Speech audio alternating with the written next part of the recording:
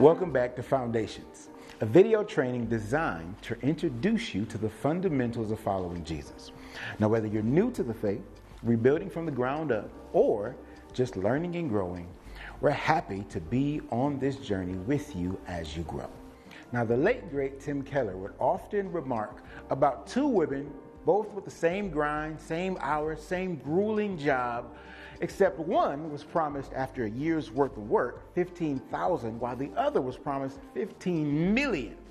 And you already know, all right, one dragging their feet every single day, but the other person, she had fire in her bones. Why? Because she's thinking not about the end of that week or the end of that month. She was thinking about the end of that year, and she had this unshakable hope.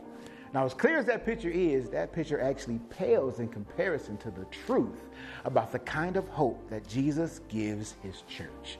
This foundation is called the return of Jesus. So what is it? Eschatology is one of those $2 words that Pastor Flynn talks about, but it's a big word that simply means the study of the last things or the last days. At its center is a promise that Jesus is coming back. Acts 1:11 says, "This same Jesus who has been taken from you into heaven will come back in the same way you have seen him go."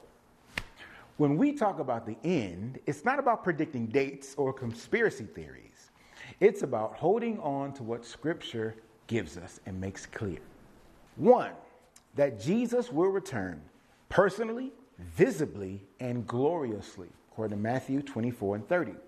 Two, that he will judge the living and the dead with justice and mercy, according to 2 Corinthians chapter 5, verse 10.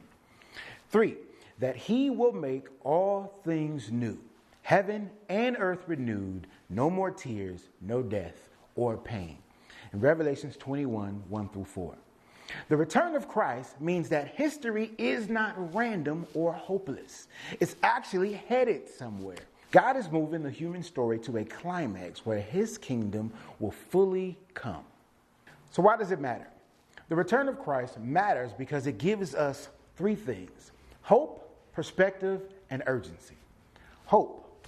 It means that no matter how dark things get, Jesus is actually coming back just like he said he would to set everything right. Perspective.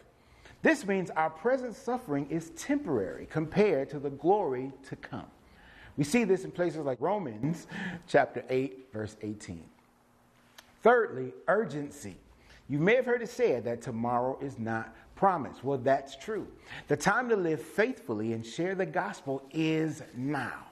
Eschatology isn't about escaping the world, but about expecting Jesus while we engage the world. It shapes how we live, how we love, and how we labor until he comes. For me, the return of Christ keeps me grounded.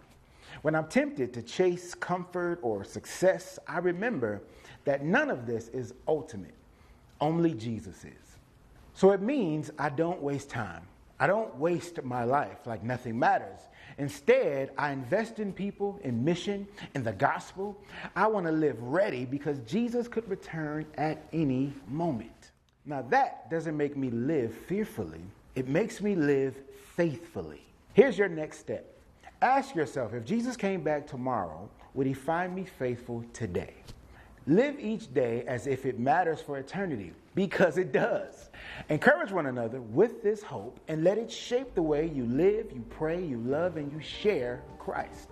Remember, death is more of a comma now than a period because Jesus has taken the sting from death. Thanks for watching. See you next time.